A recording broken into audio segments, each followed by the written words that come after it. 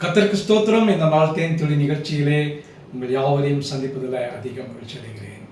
ஆண்டவராகிய இயேசு கிறிஸ்து உயிர் தெழுந்த பின்பு எம்மாவு சீஷர்களுக்கு தரிசனம் கொடுத்தார். அதன் பின்பு அவர் அன்றைக்கு சாயங்காலத்திலேயே அவர் சீஷர்கள் தங்கியிருந்த வீட்டுக்கு சென்றார் என்று பார்க்கிறோம். அந்த வீடு எப்படி இருந்ததுன்னு சொன்னால், சீஷர்கள் அதிகம் பயந்ததினாலே அவர்கள் கதவை உள்ளுக்கு தாளிட்டு கொண்டு யூதர்களுக்கும் அதிகாரிகளுக்கும் பயந்து நடுங்கி கொண்டிருந்தார்கள். அப்பொழுது இயேசு தம்முடைய உயிர்த்தெழுந்த சரீரத்தின் மூலமாக உள்ளே சென்று அவர்களுக்கு தரிசனமானார். இது அவருடைய மூன்றாவது தரிசனமாய் காணப்படுகிறது. கிறிஸ்துவுக்குள் பிரியமானவர்களே, ஆண்டவராக இயேசு கிறிஸ்துவனுடைய உயிர்த்தெழுந்த சரீரத்துக்கு அதிக வல்லமை உண்டு. அது எல்லா பூட்டப்பட்ட கதவுகளையும் சுவரையும் கடந்து உள்ளே செல்லக்கூடியதான சக்தி வாய்ந்த வல்லமை படைத்ததான ஒரு சரீரத்தை தேவன் அவருக்கு கொடுத்தார். அதுதான் உயிர்த்தெழுந்த சரீரம். இந்த வேளையில் இயேசு கிறிஸ்து வாரத்தின் முதல் நாளாகிய அன்றை தினம் சாயங்காலத்திலேயே சீஷர்கள் கூடியிருந்த இடத்திலே யூதர்களுக்கு பயந்ததினால் கதவுகள் பூட்டியிருக்கையில் இயேசு வந்து நிலுவே நின்று அவர்களுக்கு சமாதானம் என்றார்.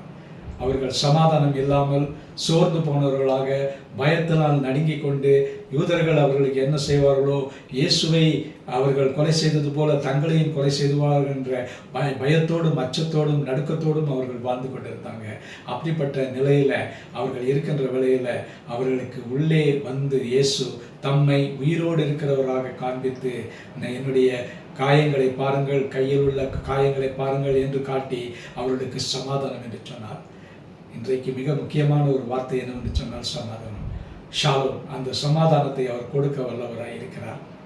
கிறிஸ்துவுக்குள் பிரியமானவர்களே, ஒருவேளை இயேசு மரித்து உயிர்த்தெழுந்து 2000 ஆண்டுகளுக்கு போனாலும் கூட இப்பொழுது நீங்கள் இருக்கிற அறையில் அவர் வந்து உங்களிடத்துல வந்து, நீங்கள் தனிமையாக இருக்கின்ற வேளையில் கவலைப்படாதீங்க, பயப்படாதீங்க, நான் உங்களோடு கூட இருக்கிறேன் என்று அவர் உறுதி கொடுத்து உங்களுக்கு சமாதானம் என்று சொல்கிறார்.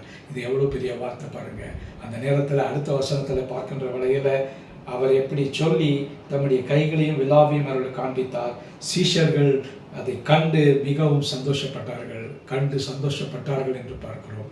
ஆகவே அவருடைய துக்கம் மறைந்தது. அதற்கு பின்பு அவர்களுக்கு சந்தோஷம் வந்தது. என்னுடைய வாழ்க்கையில் இயேசு நம்மோடு கூட இருக்கிறார் அல்லவா, அந்த பிரசன்னம் இருக்கின்ற வேளையில் நமக்கு போதுமான சமாதானம் கிடைக்கக்கூடியதாக இருக்கிறது. நல்ல ஆண்டவரே, சமாதான பிரபுவாகிய நீர், ஆண்டவரே, நீர் எங்களுக்காக மரித்து அடக்கம் பண்ணப்பட்டு உயிரோடு இருந்து முதல் தடவையாக சீஷர்களை சந்தித்து உங்களுக்கு சமாதானம் உண்டாக கடவுள் என்று சொன்னார். அப்படியாக அவர்களுக்கு சமாதானத்தையும் சந்தோஷத்தையும் கட்டளையிட்டு எங்களுடைய வாழ்க்கையிலும் அதே சமாதானத்தையும் சந்தோஷத்தை கொடுக்க வேண்டுமாய் ஜெபிக்கிறோம். மீட்பர் இயேசுவின் நாமத்தில் ஜெபிக்கிறோம் நல்ல பிதாவே. ஆமென், ஆமென். கர்த்தர் உங்களை ஆசீர்வதிப்பாராக. அதே தேவ சமாதானம் உங்களோடு கூட இருப்பதாக.